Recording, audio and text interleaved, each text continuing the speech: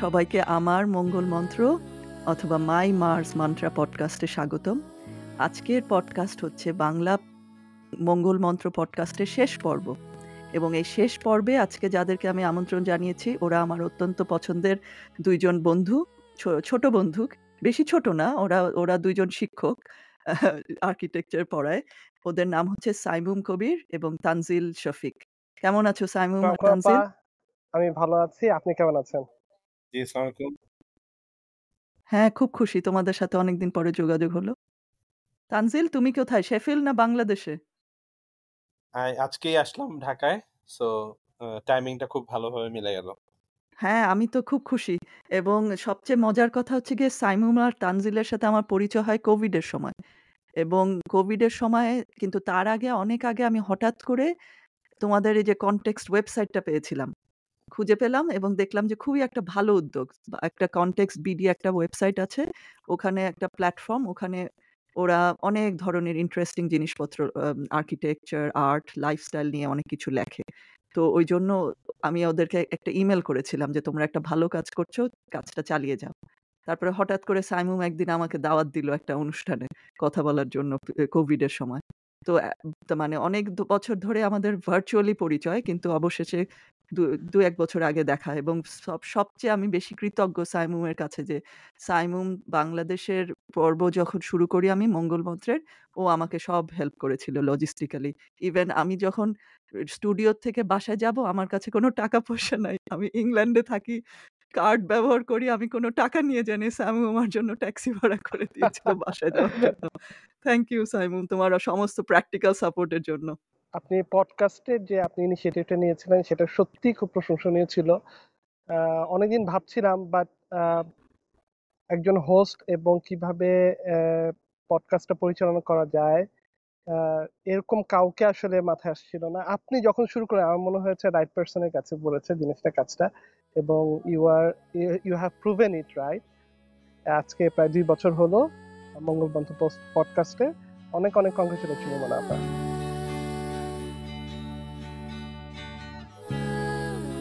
Thank you Simon. আর এখন তানজিলের পরিচয় দেই। তানজিলের সাথেও পরিচয় কনটেক্সটের মাধ্যমেই। তানজিল আর সাইমুম ওরা খুবই একটা ইন্টারেস্টিং প্রজেক্ট করেছিল, নেক্সট 50, অর্থাৎ আগামী ৫০ বছরে আমরা বাংলাদেশকে কিভাবে দেখতে চাই, এই প্রজেক্টের মাধ্যমে পরিচয় এবং আমরাও ওই প্রজেক্টে কন্ট্রিবিউট করি, আমরা কিভাবে বাংলাদেশ দেখতে চাই। তো আর সাইমুম, তোমরা তোমাদের পরিচয় দাও, তোমরা কোথায় পড়াচ্ছ? তো তানজিল, তুমি শুরু করো। জি, আমি এখন ইউনিভার্সিটি অফ শেফিল্ড ইউকেতে assistant professor of urban design পড়াচ্ছি 4 বছর ধরে। আর সাইমুম? আমি টিচিং এ একটা লম্বা সময়, মোটামুটি লম্বাই বলা যেতে পারে, অলমোস্ট 17 বছর হবে সব মিলে। সো এখন আমি ব্র্যাক ইউনিভার্সিটিতে আছি অ্যাসিস্ট্যান্ট প্রফেসর হিসেবে। অনেক আপস এন্ড ডাউনস ছিল, আই মিন এর মাঝে অনেক গ্যাপ ছিল মাঝে, বিকজ মাস্টার্স পিএইচডি সবকিছুই আসলে এই 15 বছর 17 বছরের মধ্যে কমপ্লিট করতে হয়েছে। বাট রাইট নাও আমি ব্র্যাক ইউনিভার্সিটি পড়াচ্ছি গত 2 বছর ধরে। আমার উদ্দেশ্য যে আজকে যে বাংলা পডকাস্ট শেষ করব আমরা। তো আমি চাচ্ছি যে আমরা এই পডকাস্টের থেকে আমি কি শিখলাম এটা একটু আলোচনা করব এবং আমার ভবিষ্যতের কি স্বপ্ন সেটা তোমাদের কাছে আমি ছড়াই দিব। তারপরে তোমরা তোমাদের ছাত্রছাত্রীদেরকে বলবা যে, "আসো আমরা নতুন কিছু করি। নতুন করে পডকাস্ট শুরু করি।" ওরা সবার সাথে কথা বলবে, ইন্টারভিউ নিবে। এটাই আমার স্বপ্ন। তো এখন আমি যেটা শুরু করব যে আমি তো বললাম মানে সংক্ষেপে যে তুমি কনটেক্সট এর কাজ করছো। তানজিলও বাংলাদেশে অনেক মজার, মজার কাজ করে। তো তোমরা বলো তোমরা কোন দিক থেকে শুরু করতে চাও? তোমাদের ২ জনের কিভাবে পরিচয় হলো? তারপরে কিভাবে টাইমলাইন এতদূর আগালা তোমরা একসাথে? তানজিল, তুমি শুরু করো আমার মনে হয়। আচ্ছা, টাইমলাইন হচ্ছে 2020 সাল, না আর একটু পিছনে যেতে হবে। 2017 সালে আমি তখন ইউএসএ তে ছিলাম। তখন আমি যখন পিএইচডি করার কথা হচ্ছিল, তো পিএইচডির জন্য ইউনিভার্সিটি অফ মেলবোর্নের একজন প্রফেসরের সাথে কথা হলো, অ্যান্ড দেন সুপারভাইজার হিসেবে ঠিক হলো। পরে উনি আমাকে বললেন যে, ও তুমি বাংলাদেশ নিয়ে কাজ করবে, আমার তো বাংলাদেশের আরেকজন পিএইচডি স্টুডেন্ট আছে বাংলাদেশের। তো আমি তো খুব এক্সাইটেড। তো that turned out to be Saimum ভাইস ওয়াইফ, হাতিম আপু। তো জেবিন আপু। এখন সেইটার সূত্রে জেবিন আপুর সাথে তখন তো পরিচয় হলো, এবং জেবিন আপু তখন ঢাকার উপর পিএইচডি করছেন। ওটা একটা ফ্যান্টাস্টিক কাজ হয়েছে ওনার পিএইচডিটা, যেটা পুরান ঢাকা নিয়ে। পুরান ঢাকা এবং ঢাকার নর্থ, মানে নতুন ঢাকা পুরান ঢাকার ফাংশনাল মিক্সের কম্প্যারিজন। তো সেই সূত্রে সাইমুম ভাই মেলবোর্নে আসলেন। তখন আগে থেকে তো কনটেক্সটের সূত্র ধরে তো আগে থেকে চিনি, বাট সামনাসামনি একসাথে কাজ করার তখন সুযোগ হলো। আর তখন আমরা যখন দুজনে পিএইচডি করছি, তখন আসলে কথাটা এভাবে শুরু হয়েছিল যে এই যে আসলে এই ফাতেমাপুর পিএইচডি ওয়ার্কটা দেখে আসলে ইন্সপিরেশনটা হয়েছিল যে এরকম মানে এত এত ভালো ভালো রিসার্চাররা কাজ করছেন বাংলাদেশি বিভিন্ন জায়গায়, কিন্তু তাদের কথাগুলো আসলে তাদের একাডেমিক গণ্ডির বাইরে আর ছড়ায় না। কারণ সবাই তো আর টক শোতে যায় না, সবাই তো ওই কানেকশন গুলো থাকে না, বা মিডিয়াতে বা পাবলিক পারসেপশনেও আসলে এই রিসার্চের ম্যাটেরিয়াল গুলো ছড়ায় না। এটা কিছুটা একাডেমিক সাইলো বা জার্নাল পেপার অথবা এই থিসিস পেপারের মধ্যেই বন্দি থাকে। কিন্তু যে কাজগুলো হয়েছে সেগুলোর তো আইডিয়া চমৎকার। এটা আসলে এটা একটা এক্সাম্পল, বাট এরকম অনেকেই আমাদের পরিচিত সিনিয়ররা অনেক ভালো ভালো কাজ করেছেন, তারা বাংলাদেশে ফেরত এসেছেন, অনেকেই বাইরে পড়াচ্ছেন। তো আমাদের নিজেদের পরিচিতর মধ্যেই তো 10-15-20 জন ছিল যারা এক্সেলেন্ট কাজ করছেন, কিন্তু এই কাজগুলো বাংলাদেশে কখনোই আসলে বাংলাদেশের মেইন স্ট্রিমে আসেনি, এবং এটা নিয়ে আসলে এটাকে যে কালেকটিভ করে এটাকে একটা সুতায় গেথে জিনিসটাকে প্রেজেন্ট করা, সেটা আসলে হয়ে ওঠে নাই কখনো। সুতরাং তখন আমাদের মনে হলো যে আচ্ছা, এরকম কি একটা কাজ করা যেতে পারে যেটা এই বিভিন্ন ডাইভার্স ডিসিপ্লিন, যেটা architecture, urban design, urban planning, কারণ আগামীতে শহর কিভাবে হবে, মানুষ কিভাবে থাকবে আগামী 50 বছর, এটা তো শুধুমাত্র স্থপতিদের কাজ না, এটা আসলে একটা মাল্টি ডিসিপ্লিনারি, সবাই তো সেখানে স্টেক আছে। তো তখন আমাদের মনে হলো যে তাহলে আমরা কি এরকম তাদেরকে একটা প্ল্যাটফর্মে আনতে পারি কিনা, এবং 2 তাদেরকে আমরা এমন ভাবে কি লিখতে বলতে পারি কিনা যেটা মোর জেনারেল অডিয়েন্সকে তাদের আইডিয়া গুলোর রেকমেন্ডেশন গুলো দিতে পারবে, রাদার দেন শুধু রিসার্চটা। সুতরাং কারণ রিসার্চ জানার জন্য আসলে তার রিসার্চ আর্টিকেলটা তো পড়তে পারে মানুষ, কিন্তু তাদেরকে যদি আমি বলি যে আপনার রিসার্চের উপর বেস করে আপনি কি রেকমেন্ডেশন দিবেন আগামী 50 বছরের জন্য, তখন সেই সূত্র থেকে শুরু। আর তখন আমি ওপেন স্টুডিও নামে আমি নিজের একটা থিঙ্ক ট্যাঙ্ক রান করছি। তো তখন আমরা পার্টনারশিপে আমরা বললাম যে তাহলে এটা আমরা কথা বলি সবার সাথে, তারপরে ওখান থেকে লঞ্চ করলাম। এরপরের পার্টটা সাইমন ভাই বলুক, কারণ এই পার্ট আমার কাজ হচ্ছে গিয়ে সাইমন ভাইকে উস্কায় দেওয়া পর্যন্ত ছিল, এরপরে বেশিরভাগ কাজই উনি করছে, so he should rightly lead that part of the conversation. হ্যাঁ, ধন্যবাদ তানজিল। মনে হয় গল্পের শুরুটা আরো বেশ কয়েক বছর আগেই, যখন খুবই প্রাসঙ্গিক এই কথা প্রসঙ্গে আসলে বলা দরকার। 2014-তে যখন কনটেক্সটের প্রথম যাত্রা শুরু হয়, আমরা কিছু ফ্রেন্ড এবং কলিগ মিলে শুরু করি। মোস্টলি একাডেমিক্স এন্ড আর্কিটেক্ট ছিল তারা সবাই। আমরা সবে মাত্র মাস্টার্স কমপ্লিট করে দেশে ব্যাক করেছি, এবং সবাই ভাবছিলাম যে সে সময় যে কিছু একটা করা দরকার, বিকজ আমি বলবো যে মাস্টার্স প্রোগ্রামটা আমাদের সবার প্রত্যেকের জন্যই আই ওপেনিং ছিল। এডুকেশনে আমরা দেখলাম, এডুকেশন সেক্টরে এবং প্র্যাকটিসে যেটা দেখলাম, মূলত ল্যাটারাল শেয়ারিংটা খুবই লিমিটেড ছিল। অর্থাৎ প্র্যাকটিসিং আর্কিটেক্ট যারা কাজ করছেন বা প্র্যাকটিসে যারা কাজ করছেন, তাদের কাজ আর একাডেমিতে কি হচ্ছে, এদের মধ্যে এক ধরনের মিসিং কানেকশন ছিল আমাদের মনে হচ্ছিল। এবং আমরা এটাও চিন্তা করছিলাম যে আমরা যেহেতু একাডেমিতে আছি, এবং প্রত্যেকের ডিফারেন্ট ক্যারিয়ার গোল থাকতে পারে, ভিশন থাকতে পারে, কিন্তু আমরা একসাথে কাজ করতে চাই। তো এমন একটা প্ল্যাটফর্ম দরকার যেটা, এবং অনেকেই আছেন যারা দেশের বাইরে আছেন, তাদেরকে নিয়েও কাজ করতে চাই। তো এমন একটা প্ল্যাটফর্ম দরকার যেটা ভেরি ডাইনামিক এবং at the same time remotely কাজ করা যাবে, এরকম একটা ফ্লেক্সিবিলিটি দরকার ছিল। তো তখন হঠাৎ করে সাহস করে এরকম একটা ওয়েবসাইট ওপেন করার কথা ভাবলাম। ফোকাসটা ছিল কিন্তু আসলে আমাদের লোকাল কাজগুলোকে গ্লোবাল এক্সপোজার দেওয়া। আমরা মনে করতাম, বিশ্বাস করতাম, বা এখনো বিশ্বাস করি স্ট্রংলি আরো, যে আমাদের দেশে যে কাজ হচ্ছে সেই কাজগুলো কোনো অর্থেই, আমি বলবো কোয়ালিটি অফ ওয়ার্ক কোনো অর্থেই গ্লোবালি কোনো অর্থে কম নয়, মানে in terms of quality, in terms of intellectual content আমি বলবো। সো এইটাকে শোকেসিং করার একটা অপরচুনিটি অ্যান্ড প্ল্যাটফর্ম খুঁজছিলাম আমরা। তো সাহস করে যখন ওই প্ল্যাটফর্মটা ওপেন হয়ে গেল, এবং আমরা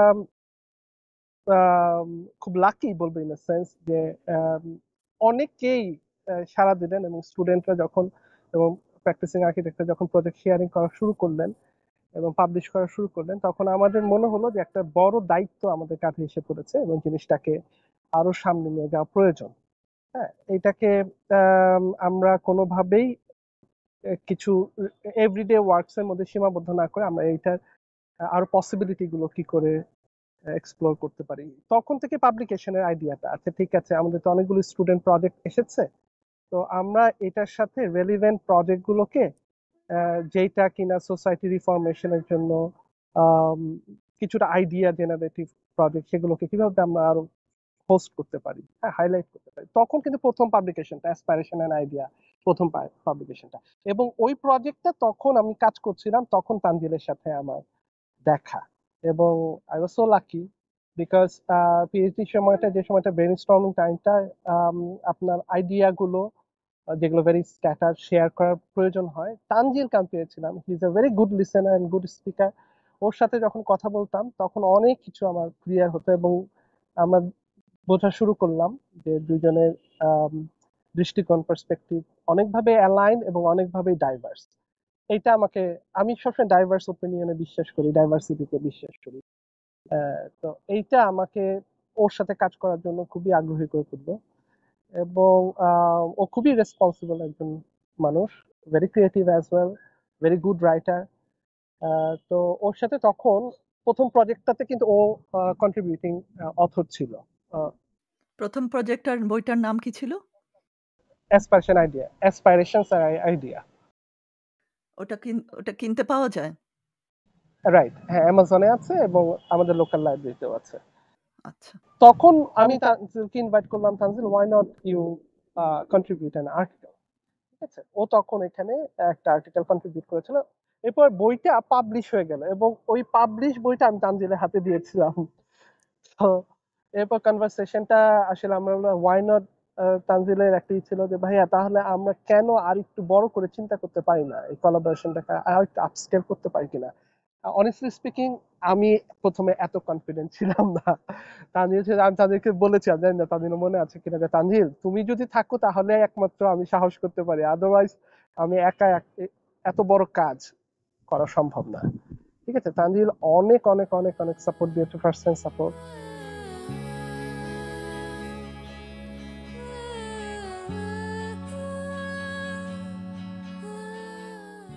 তখনই নেক্সট 50 আমাদের কাজটা শুরু হয়েছে।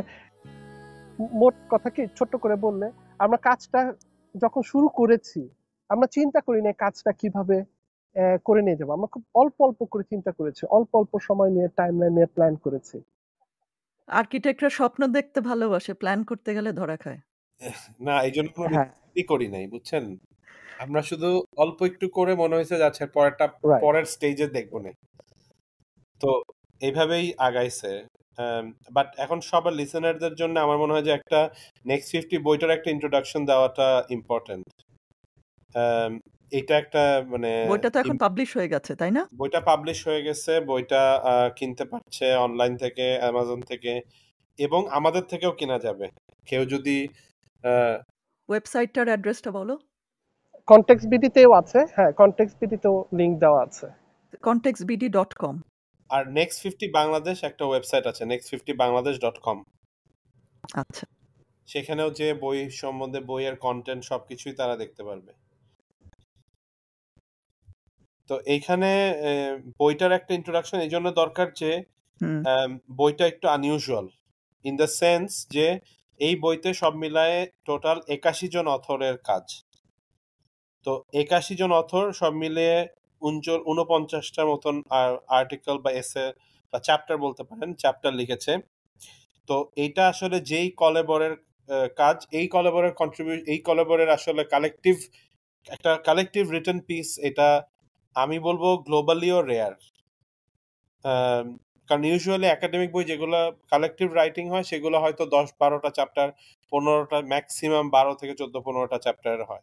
বাট আমাদের আপনি যদি দেখেন যে আমরা যখন আসলে ম্যাপিং করা শুরু করলাম যে আমরা আগামী 50 বছরে কিভাবে থাকবো, আমাদের শহরগুলো কেমন হবে, আমাদের নগর কেমন হবে, আমাদের গ্রাম কেমন হবে, এই কথাগুলোর সাথে আসলে অনেক কিছু ওতপ্রোতভাবে জড়িত। আমাদের ক্লাইমেট চেঞ্জের ইম্প্যাক্ট কি হবে, আমাদের ডিজাস্টারের কি হবে, আমাদের হিস্ট্রি অ্যান্ড হেরিটেজকে আমরা কিভাবে দেখব। তো এই সবগুলো জিনিসকে আমরা যখন ম্যাপিং করলাম তখন আসলে এখান থেকে খুব অর্গানিক্যালি 9টা থিম বের হয়ে আসলো। সেই 9টা থিম হচ্ছে history and heritage, urban rural continuum, তারপরে urban fabric and place making, inclusivity.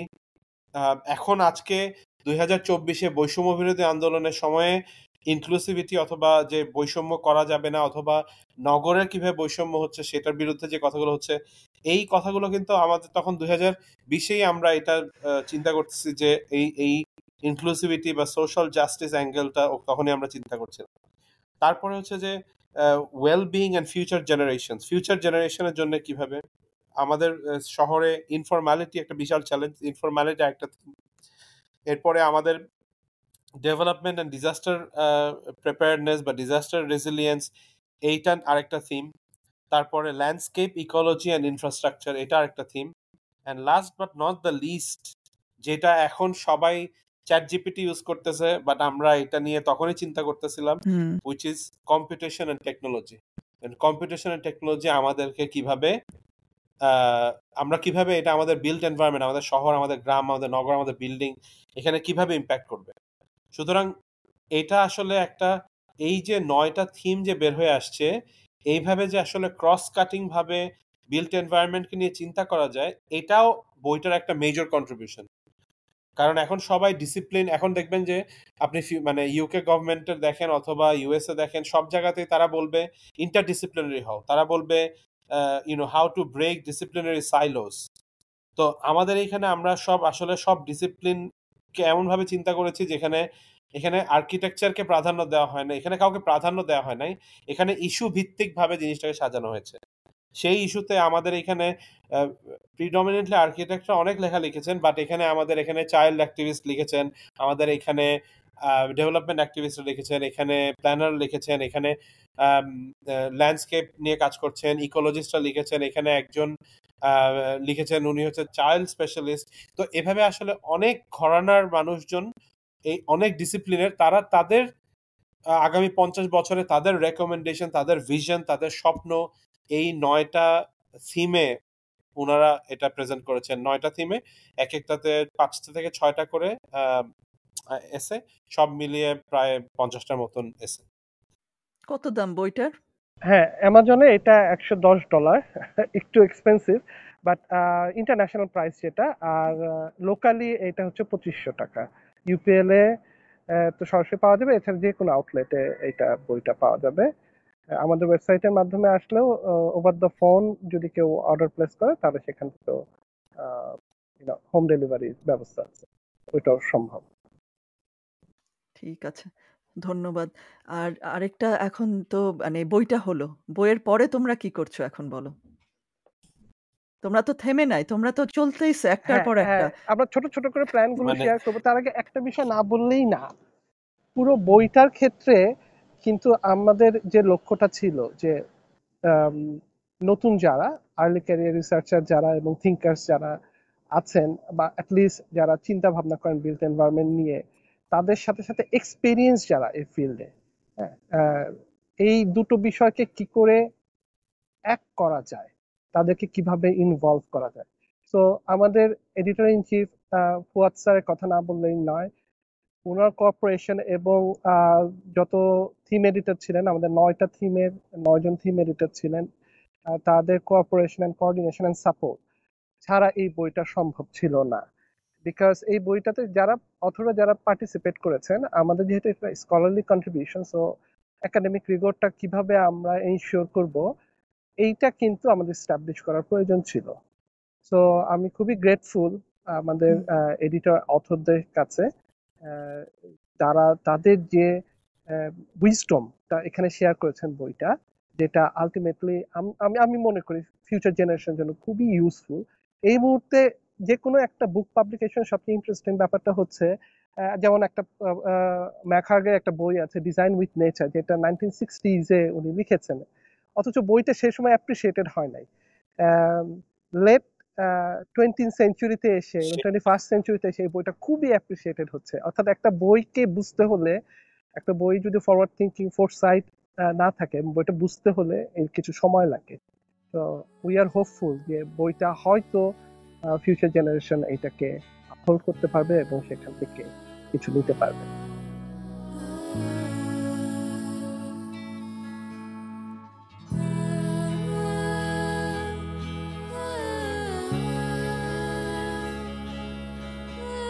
Next 50 years এর মধ্যে হইলেই হবে।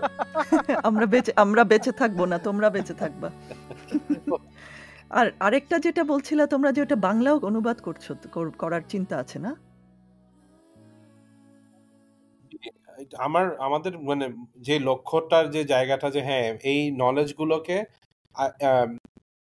আসলে একটা ইম্প্যাক্টের জায়গায় নেওয়া, বা একটা পলিসি চেঞ্জ অথবা একটা প্র্যাকটিস চেঞ্জ অথবা কোনো একটা রেকমেন্ডেশনের থেকে একটা ইন্সপায়ার করা, সেটা নট নেসেসারিলি ডাইরেক্ট হইতে হবে, বাট এখান থেকে ইন্সপায়ার্ড হয়ে যদি কোনো কিছু চেঞ্জ হয় যেটা এক্সিস্টিং প্র্যাকটিসকে ইম্প্যাক্ট করা, সেটা একটা মূল লক্ষ্য। এই লক্ষ্যটার একটা কারণ হচ্ছে যে আপনি যদি হায়ার এডুকেশন সেক্টরে দেখেন, তাহলে এখন দেখবেন যে no longer publication is the main criteria for good scholarship, বা মানে একাডেমিক ইয়াতেও এখন মানে social impact is becoming more and more important. কারণ হচ্ছে আসলে পাবলিকেশন সবাই যারা করছে, then how do you measure which one is better? So আস্তে আস্তে social knowledge exchange and social impact, এইটা হয়ে যাচ্ছে দ্য নিউ কারেন্সি। তো সেদিক থেকে আমরা ওই কথাটা চিন্তা করি আমরা বলছি যে মানে বই পাবলিশ করাটাই মূল লক্ষ্য না, এখানের আইডিয়া গুলোকে ছড়ায় দেওয়া, এটাকে নিয়ে ক্যাম্পেইন করা, এটাকে এক্সচেঞ্জ করা, আউটরিচ করা। সেটার জন্য আমার মনে হয় যে এই বইটা যেহেতু ইংলিশে, এই বইটা ইংলিশ থেকে বাংলা করাটাও একটা বিশাল ইন্টেলেকচুয়াল একটা অ্যাসপেক্ট আছে। এটা শুধু আসলে চ্যাট জিপিটিকে দিয়ে বাংলা করাইলে এটা হবে না, কারণ অনেকগুলো জিনিস আপনি বাংলায় কিভাবে বলবেন, এই কথাটা তো বাংলায় কেউ কখনো বলার চেষ্টা করে নাই। অনেকগুলো আইডিয়া, অথবা বাংলায় কাছাকাছি আইডিয়া আছে, আপনাকে তো সেটা মিলে নিতে হবে।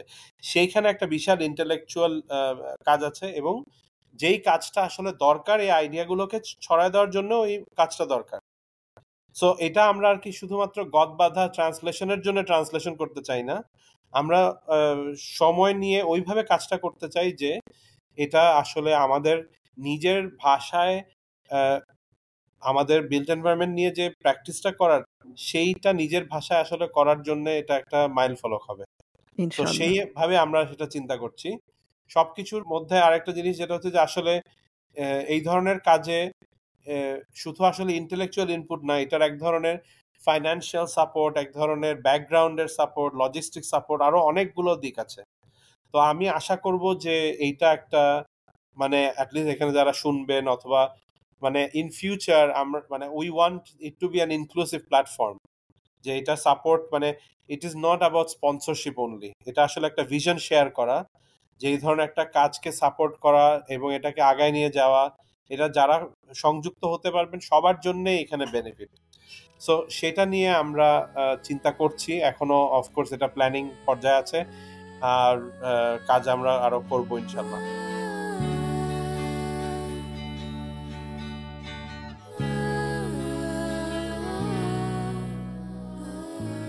অনেক ধন্যবাদ। আর আরেকটা যেটা আমার কাছে মজা লেগেছে, সাইমুম, তানজিল, তোমরা একটা অনুষ্ঠান করেছিলা, শহরটা কারো বাপের না। ওটা নিয়ে বলো। ওইটা তো আমি তো দেখলাম ইউটিউবে, কিন্তু আমি পুরা ব্যাপারটা জানি না। আমাদেরকে একটু বলো কি ঘটনা ঘটলো। ওটা তো বৈষম্য বিরোধী ছাত্র আন্দোলনের পরেই হলো ওটা, তাই না? লঞ্চ? জি জি, এটার ব্যাকগ্রাউন্ড হচ্ছে যে আমার আপনি দেখবেন যে নেক্সট 50 বইটার মধ্যে কনটেক্সট বিডির সাথে ওপেন স্টুডিও ছিল। তো ওপেন স্টুডিও আসলে করা হয়েছিল যখন আমি আমেরিকায় ছিলাম, তখন ওইটা একটা থিঙ্ক ট্যাঙ্ক ছিল, বাট ওপেন স্টুডিওর থিঙ্ক ট্যাঙ্কের থেকে আরেকটু প্রাসঙ্গিকভাবে কথাগুলো বলার জন্য আমরা নতুন একটা প্ল্যাটফর্ম করেছি, সেটার নাম হচ্ছে জাস্ট আরবান। তো সেই ন্যায্যনগর। ন্যায্যনগর, সেই জাস্ট আরবানটা লঞ্চ হয়েছে অগাস্টের 5 তারিখ 2024। মানে শেখ হাসিনা পালায় যাওয়ার সাথে সাথেই মানে এটাই মনে হলো রাইট টাইম।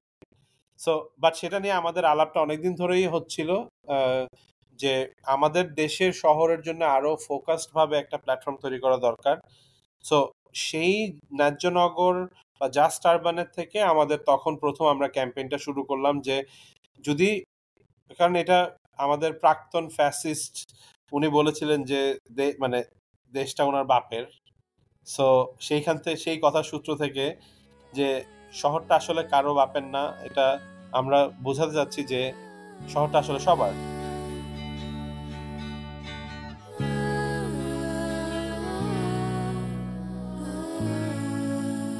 আর শহরটা যদি সবার হয় তাহলে শহরের সবার বলার একটা এখতিয়ার আছে যে শহরটা সে কিরকম চায়।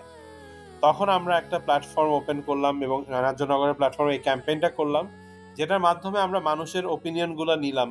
আপনি এখন আমাদের জাস্ট আরবানের ওয়েবসাইটে গেলে, একটু বলো আমাদেরকে, ওয়েবসাইটটার নাম বলো পুরাটুকু, যাতে সবাই এটা হচ্ছে justurban.net। আচ্ছা। তো justurban.net এর মধ্যে আপনি গেলে দেখতে পারবেন যে আমাদের ওই মানুষজন যা যা কমেন্ট করেছে সেগুলো সব পড়তে পারবেন। সেইগুলো নিয়ে আমরা যখন দেখলাম যে মানুষজনের যে, সে যখন আসলে একটা প্ল্যাটফর্ম পায় তখন সে অনেক ইনডেপথের, এবং তারা অনেকেই হচ্ছে যে not an expert, not a scholar, but তাদের যে কথাগুলো সেগুলো আসলে এক্সপার্ট আর স্কলাররা যেগুলো নিয়ে কথা বলেন অনেক ক্ষেত্রে সম্পূর্ণরূপে এটা মানে মিলে যাওয়ার মতন। সুতরাং আসলে এই লোকাল নলেজের যে ভ্যালু, এবং সেটা আমরা অফকোর্স সেটা ফার্স্ট হ্যান্ডে দেখতে পারলাম। তারপরে আমরা জাস্ট শেষ করার জন্য বলছি, এরপরে আমরা যখন এই ক্যাম্পেইন থেকে যে আইডিয়াগুলো পেলাম সেটার থেকে আমরা একটা ন্যায্যনগর ইশতেহার তৈরি করলাম। সেই ইশতেহারটা আমরা জমা দিয়েছি সংবিধান রিফর্ম যে কমিটি, ডক্টর আলী রিয়াজ, ওনার কাছে আমরা এই সম্পূর্ণ ইনফরমেশনটা একটা ইশতেহার লিখে সেটার মাধ্যমে দিয়েছি। আমরা নভেম্বরে তখন একটা অনুষ্ঠান আয়োজন করেছিলাম, ন্যায্যনগর অনুষ্ঠান। সেখানে আমরা 80 জনের মতন স্পিকার এসেছিলেন এবং তারা সবাই তখন তাদের শহর নিয়ে কথা বলেছিলেন। এবং সেখান থেকে আমরা দাবি ঠিক বলবো না, বা ন্যায্যনগরের 7টা দিক, অ্যাকশন প্ল্যান, হ্যাঁ 7টা দিক নিয়ে কথা বলেছিলাম, বা 7 পিলার্স আমরা বলেছি, 7 পিলার্স অফ ফেয়ার সিটি। যেই 7টা আমি এখন একবার জাস্ট বলে যাই: নিরাপদ জীবন ও বাসযোগ্য শহর, ন্যায়ভিত্তিক যাতায়াত ব্যবস্থা, প্রকৃতি কেন্দ্রিক নগর জীবন, বহু সংস্কৃতির শহর যেটা কালচারাল প্লুরালিজম, আবাসন ও এজমালি সম্পদ, হাউজিং অ্যান্ড কমন্স, নাগরিক সুবিধার ন্যায়সঙ্গত বন্টন, ইকুইটেবল সিভিক ডিস্ট্রিবিউশন, এবং স্থানীয় নেতৃত্বে স্বচ্ছতা ভিত্তিক শহর গঠন, locally led and transparent governance. তো এই 7টা দাবি আমরা দিতে পেরেছিলাম এবং এটা নিয়ে আমরা কাজ করছি। আর ইন ফিউচার অফকোর্স আমরা কনটেক্সটের সাথে ইন পার্টনারশিপ নেক্সট 50 নিয়ে, এটা নিয়ে আরো কিভাবে আগানো যায় সেটা নিয়েও চিন্তা করছি এখন।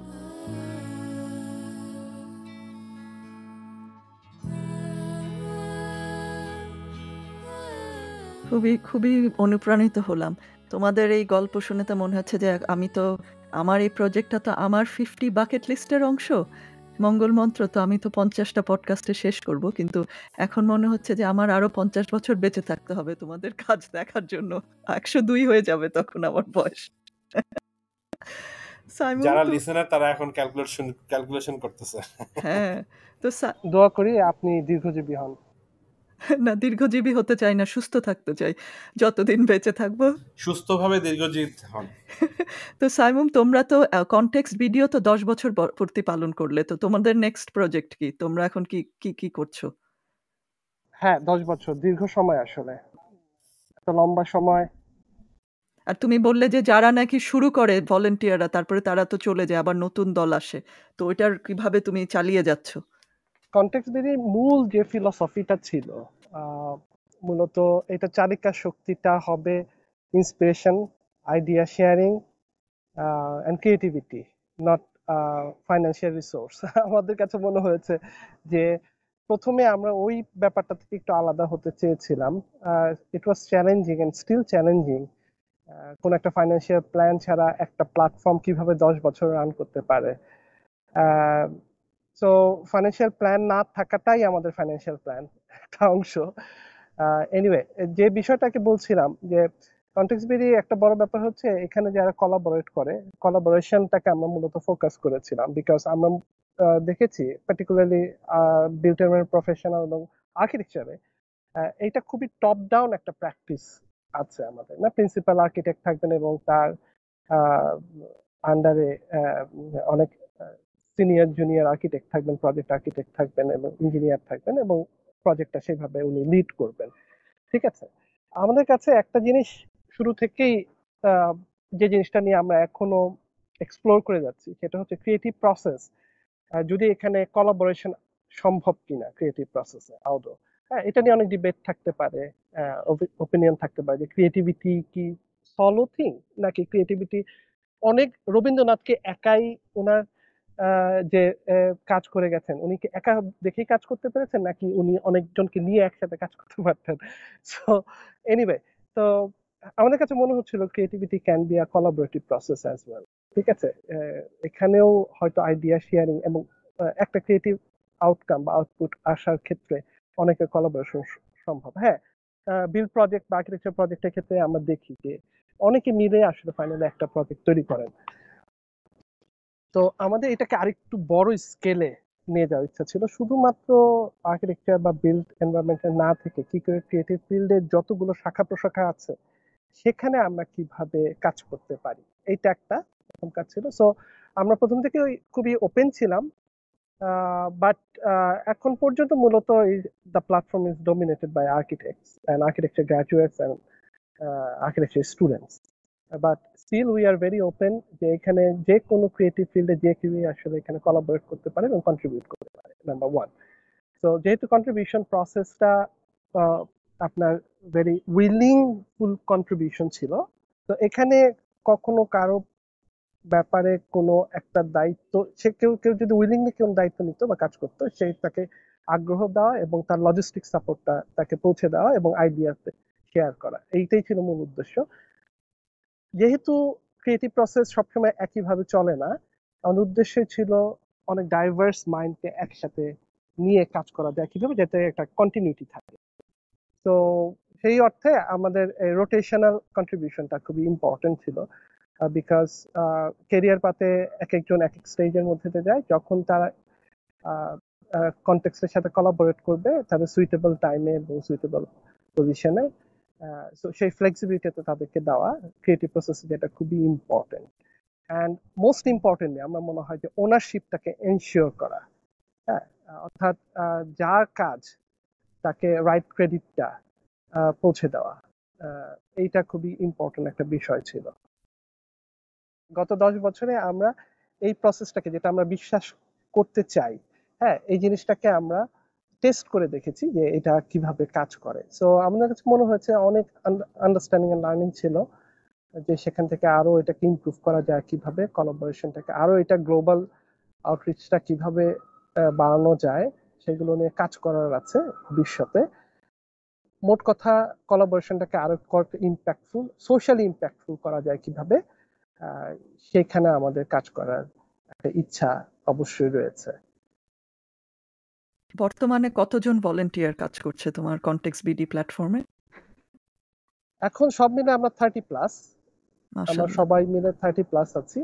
আপস এন্ড ডাউনস নাম্বারস আছে, বাট মোস্ট ইম্পর্টেন্টলি এখানে সবচেয়ে বড় ব্যাপার ছিল যেহেতু আমরা কিছু অ্যাক্টিভিটি বা কোন একটা পার্টিকুলার প্রজেক্ট অনুযায়ী আলাদাভাবে কোলাবোরেট করি, যেমন তানজিলের সাথে আরেকটা জাস্ট আরবান প্ল্যাটফর্মের সাথে আরেকটা প্রজেক্টে কোলাবোরেশনের কথা চলছিল রিক্সা নিয়ে। তানজিল হয়তো এটা ব্যাপারটা আরো ডিটেইলে বলবে। আমাদের রিক্সা নিয়ে কিছু কাজ করার ইচ্ছা ছিল, এখনো ইচ্ছা আছে। নেক্সট 50টাকে ফার্দার আরো রুট লেভেলে কিভাবে নিয়ে যাওয়া যায় সেটা নিয়ে কাজ করার ইচ্ছা আছে। অ্যান্ড আরেকটা প্রজেক্ট আমাদের অনগোয়িং আছে, যেটা হচ্ছে বসত বাড়ি, যেখানে যেখানে মূলত আমরা আমাদের গ্রামে যে বসত বাড়ি এবং রিচ একটা যে কালচার আর্কিটেকচার আছে সেটাকে থ্রু ভার্বাল ন্যারেটিভস অ্যান্ড ইলাস্ট্রেশনের মাধ্যমে আমরা সেটাকে সর্ট অফ লাইক রিভিজিট করতে যাচ্ছি। হ্যাঁ, রিভিজিট করছি বিকজ আমাদের একটু যেটা আন্ডারস্ট্যান্ডিং গত অ্যাড করব। হ্যাঁ প্লিজ প্লিজ শুনেন, এটা হচ্ছে গিয়ে গেও যোগী ভিক পায় না, বুঝছেন না? আমি মানে I am saying this purely একদমই ধরেন একটা আউটসাইড অবজারভার থেকে বলি। হ্যাঁ, হ্যাঁ বসত বাড়ির যে কাজটা হয়েছে, যে মানুষজন চিঠি লিখছে, চিঠিগুলা পড়ে সেটা থেকে ইলাস্ট্রেটররা সেটার একটা মানে ইমাজিনেশন অ্যান্ড ওই চিঠির এত ইন ডেপথ ডিটেইলে তার গ্রামের বেলায় নানির বাড়ির ডেসক্রিপশন থেকে একটা ভিজুয়ালাইজেশন আসছে। এই কাজটা, এটা এতটুকুই একটা ডিকলোনাইজিং মেথোডোলজি, এটা এতটাই একটা deep oral history heritage conserve, এটা যদি আজকে নিউ ইয়র্কে মানে মিউজিয়াম মডার্ন আর্ট নিয়ে যাইতো, তাইলে এটা সবাই বাংলাদেশে বলতো আল্লাহ দেখো দেখো। বাট এটার কাজটা, গিভেন মাই মানে অ্যাবসোলুট কি বলবো কনভিকশন দ্যাট আমি experienced across USA, Australia and UK, this is nothing short of an absolute global scale work. এটার বাংলাদেশ দেখে এটার ভ্যালুটা বুঝতেছে না। এটা I have to say it in that those harsh terms, যে গেও যোগী ভিক পায় না। এটা তো সবকিছুর জন্যই একই অবস্থা। এটা এক্স্যাক্টলি, এবং এটাই যে আমি তো বুঝতেছি যে আরে এরকম একটা জিনিস, এটা তো মানে জায়গা মতন নিতে পারলে এটা this is like something that would be celebrated in in এটা কি অ্যাবসার্ড, যেটা হচ্ছে আপনার হাতে আপনি মানে গ্রামে গেলেন, গ্রামে যে দেখলেন যে বাচ্চার হাতে ডায়মন্ড নিয়ে খেলতেছে, কিন্তু ডায়মন্ডের ভ্যালু তার গ্রামের কেউ পাত্তা দিচ্ছে না, কারণ বাচ্চা বলছে এটা। It is like that we have this work that is already done produced, but আমাদের দেশে আসলে কিউরেটোরিয়াল রোলগুলা, কিউরেটর যেটাকে মানে কিউরেট করে যারা, সেই রোলটা আমাদের দেশে একদমই নাই। কারণ এটা কিন্তু আসলে যে প্রডিউসার তার কাজ না, কিউরেটররা এইগুলোকে মানে নেয়। যেমন মেরিনামিসের কাজটা আপনি আজকে এবার তো জানেন যে মেরিনামিস সার্পেন্টাইন প্যাভিলিয়ন ডিজাইন করলো, বাট আসলে মেরিনামিসকে সার্পেন্টাইন প্যাভিলিয়ন পর্যন্ত নেওয়ার পিছে মেইন যে কাজটা ভূমিকাটা সেটা হচ্ছে গিয়ে হ্যান্স অব্রেস্ট, ওই যে হচ্ছে গিয়ে দ্য কিউরেটর। কারণ কিউরেটর সে তার মেরিনামিসের কাজটা দেখে সে এরকম collect, it's almost like she was handpicked and chosen and then taken there. She has merit, no doubt, but I'm saying এখানে আরেকটা লেভেলের কিউরেশনের দরকার আছে।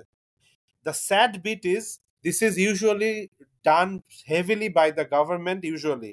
কারণ আমাদের কালচার মিনিস্ট্রি, তাদের থাকবে কিউরেটর, তারা সেই কিউরেশন করে এগুলাকে ন্যাশনাল জিনিসগুলোকে ইন্টারন্যাশনালি প্রজেক্ট করবে, সফট পাওয়ার বিল্ড হবে। বাংলাদেশে আপনি মোমাতে যাবে বাংলাদেশি আর্টিস্ট, বাংলাদেশ যাবে, ওখানে যাবে, লন্ডনে যাবে বাংলাদেশ, এটা সফট পাওয়ার বিল্ড করে। এটা আসলে একটা স্টেটের প্রজেক্ট, গভর্নমেন্ট এই কাজগুলো করে অনেক সময় through foundation, through different ways. এই জিনিসটা অ্যাবসলিউটলি, এই ইনফ্রাস্ট্রাকচারটা অ্যাবসেন্ট। সো আমরা যা করতেছি, এই জন্য এই যে ধরেন সাইমন ভাইরা কাজ করছে, এটা তো সবই নিজের জবের পরে পুশ করে। So it is all the more astounding. So I really had to মানে speak about this so strongly because that's what I feel.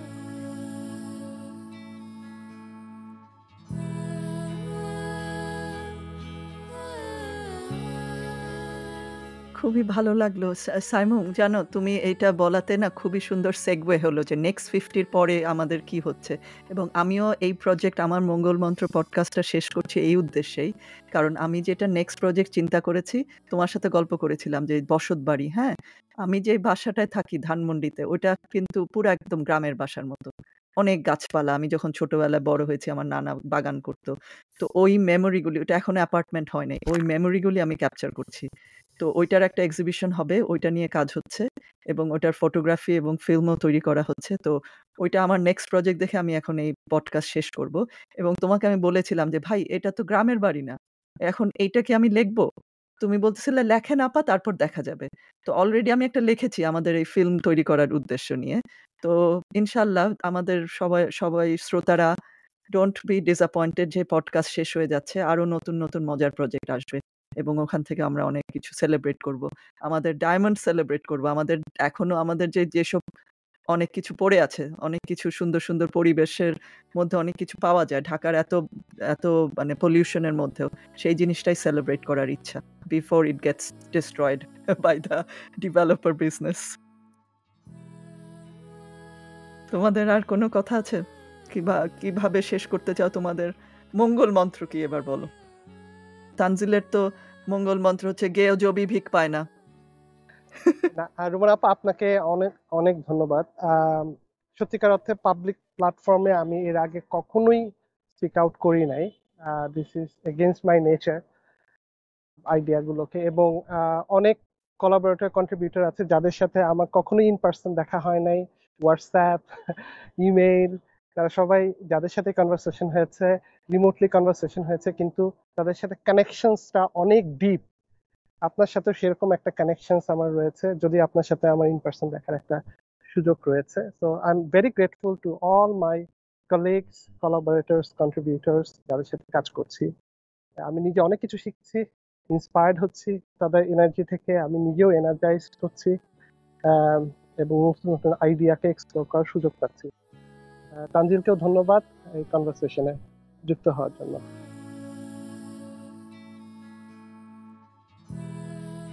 Tanzil, তোমার মঙ্গল মন্ত্র কি? সাথে সবাইকে খালি ধন্যবাদ জানায় দেওয়া। না, এটা to be thankful is the first part, of course. হ্যাঁ, And to see that all of the things that I feel like the most one word that I'm most uncomfortable with is I am not comfortable to use the word I in most of the things that I do. মানে I said this, I did it, I wrote, এটা আসলে কোনোটাই I না। মানে সবগুলোর ভিতরেই একটা প্রচ্ছন্ন উই আছে। মানে কিছু সময় এটা কোলাবোরেশনটা অনেক উপর দিয়ে মানে দেখা যায়, কিছু সময়ে ইনফ্লুয়েন্সটা কোলাবোরেশনটা আসলে বোঝা যায় না। সো মানে it's almost like I find it difficult to say that I will want to do this, I will do this. Hi Tanzil, তুমি তো তাহলে ইউকেতে কোনো প্রমোশন পাবা না। খুব ডিফিকাল্ট। প্রত্যেকটা জব ইন্টারভিউতে গেলে আমাকে এটাই ফিডব্যাক দেয় যে আমি জব ইন্টারভিউতে আই বলি না, উই বলি। হ্যাঁ, so we undersell ourselves because western এই পুরা মানে ওয়েস্টার্ন পুরা থিঙ্কিংটা has been developed around individualistic, যেখানে the celebration of the celebration of what I have done, how I have contributed, but rarely reality is like that. It is always a lot of these different strands that you are in the right place at the right moment, and then you happen to be able to contribute something, and then it looks like যে আপনি অনেক কিছু করছেন, actually it's not that much. So that's how I feel. What I feel is incredibly lucky to be in a lot of right places, to be মানে সাহচর্য যেটা বলে, সৎসঙ্গে স্বর্গবাস। হ্যাঁ মানে সাইমন ভাই এটা কোনোদিনও বলবে না দ্যাট আমি তো তানজিলকে মেন্টর করছি, বাট আমি mentorship, sometimes the best mentorship is when you don't feel mentored but you are mentored. এই মেন্টরশিপ সাইমন ভাই has given me over this years. কারণ ওই যে উনি কিন্তু খুব এমন ভাবে খুব মানে হাম্বলনেস দেখায় বলতেছে যে হ্যাঁ তানজিল তুমি যদি জয়েন করো আমি তাহলে একটু ভরসা করতে পারি। That is mentorship. কারণ আমরা তো এরকম সিনিয়র পাই না যারা এইভাবে কথা বলে। আমরা এরকম সিনিয়র পাই যে হ্যাঁ করলে করো, না করলে তুমি না থাকলে কত মানুষ আছে করাবো আমি। সবাই এভাবে টোনটা। No one starts with a tone of really that humble starting point. That is what was different working with Simon Bhai, and I feel that is why despite যে মানে আমরা চ্যালেঞ্জগুলো নিয়ে আসলে কথা বলি না, যে কান্দাকাটি অবস্থা গেছে এই বইটা করতে যে next 50 নিয়ে, we haven't spoken about those things, but I think we could move beyond that because of this sort of mutual respect and a mutual understanding. Mongol mantra, right? If you want to do that, you have to have these basic things. মানে আপনার অন্য মানুষের মধ্যে আপনি ভালোটাই দেখবেন, আপনার মানে মঙ্গলটা আসলে আপনার নিজের ফার্স্ট, আপনার নিজের চোখে। সো মনে করেন আমি এক সপ্তাহ হয়ে গেছে একটা জিনিস আমাকে সাইমন ভাই দিছে এডিট করার কথা, আমি ঘুরাচ্ছি, দেরি করতেছি, এন্ড এটার জন্য আমার যদি তখনই ধরেন 2 ঘা বসাই দিত তাহলে কোলাবোরেশন আগাইতো না। বাট এই যে আন্ডারস্ট্যান্ডিংটা যে হ্যাঁ মেবি বিজি, মেবি আচ্ছা এটা পারতেছে না, মেবি, এই যে মেবি বলতে পারার capacity, it is a most important thing. আপনি মঙ্গল করতে গেলে আপনাকে আরেকজনের ফরে মেবি বলতে হবে, মেবি এখন পারতেছে না, মেবি আপনার তাকে এক্সকিউজ দিতে হবে। That is I feel like a very important point, যেটার পরবর্তীতে I can say that maybe we want to push next 50 idea গুলোকে, অনেক কাজ করার অনেক স্কোপ আছে। এইটা একটা ইম্পর্টেন্ট জিনিস। আমি আপনার পডকাস্টের মাধ্যমে এটা মানে বলতে চাই যে we are not owners of next 50। মানুষ এখানে আসলে ইট লাইক আ প্ল্যাটফর্ম। এখানে যদি কেউ বলে যে ভাইয়া আমি এটার থেকে একটা এটা করব, আমি যদি এটার উপরে কেউ যদি, it's an invitation, it's a call to everyone who wants to participate. আমরা ইউকেতে থাকি, বাংলাদেশে থাকি, doesn't matter, we share one planet. Climate চেঞ্জের ইম্প্যাক্টে, গ্লোবাল ইনইকুয়ালিটির ইম্প্যাক্টে ইউকের গরিব মানুষরাও অনেক কষ্টে আছে। মানে যেই শোষণতন্ত্র তৈরি হয়েছে সারা বিশ্বে, সেটা আসলে সবাই মানে নেগেটিভলি ইম্প্যাক্টেড হচ্ছে। মেজরিটি পপুলেশন, খুব মাইনরিটি পপুলেশন খুব মানে ভালোভাবে আছে। এরকম একটা আনইকুয়াল ওয়ার্ল্ডের এগেনস্টে আমাদেরকে কাজ করতে হচ্ছে। So we need all our creativity, we need all our good thoughts and all our good efforts to go into changing that world. So the next 50 years we have to really do things that was not done before. So I want to end on that note of inviting others to join the efforts in any way that they can, to pick up projects, to do things and not worry about failure, because doesn't matter really. তোমার মঙ্গল মন্ত্র তো ভাই Nike হয়ে গেল, just do it.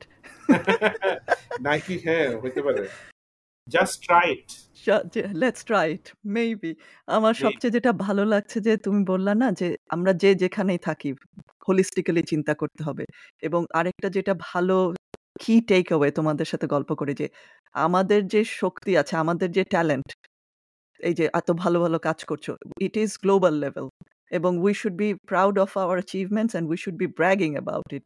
তো আশা করি আমাদের দর্শকরা আমাদের মঙ্গল মন্ত্র শুনে আপনারাও অনুপ্রাণিত হবেন, এবং তানজিলের কথায় এটাকে আমি এখন আমার মঙ্গল মন্ত্র না বলে আমাদের মঙ্গল মন্ত্র বলে শেষ করব।